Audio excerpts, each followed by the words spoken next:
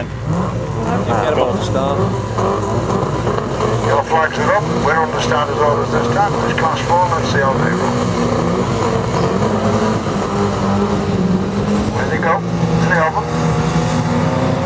The Mini obviously has got the advantage and off he goes. But there's not many there. He didn't have any advantage at all. Didn't get any sort of grip. Just like when we need the ice charge, but there's definitely a decent dry line starting to develop. 96 found it alright, 144, finding it a little bit unnecessary when he got off the start line. 90 bringing up the rear. That's an old number I haven't seen around for a long time, number 90. I remember rightly, British National Champion, 1975 on that particular number, Mr. Wall, way back in the dark days. 96, 144, still out there, still going well, and the rain isn't stopping by the way, still going. The leader is a long way ahead, it's very slippy underfoot, it's all a matter of whether you keep it in a straight line on that little bit of draw, as you can see just on the top of the spectator bend.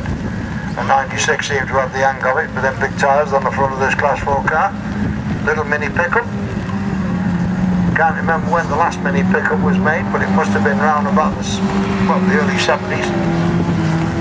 I don't know, I can't remember whether it was the late 60s, 70s, but the little mini pickup seemed to go out of fashion quite quickly. So it's quite an old car, 30, 40 years old. 96. We'll sing happy birthday to him if he wins. 144. Difference in the cars and the design. Mini was made 30, 40 years ago, and the rear car was made probably last week. In relative terms, of course, he wins that one. So that guy back in the early 50s had a good idea, didn't he? Just seemed to get the job right. Anyway, they finished that particular one, class 4, off they go back to the, well, them getting their points of course, they've got a race to get the points. We're losing 1 or 2 of the lads and the cars have just packed up.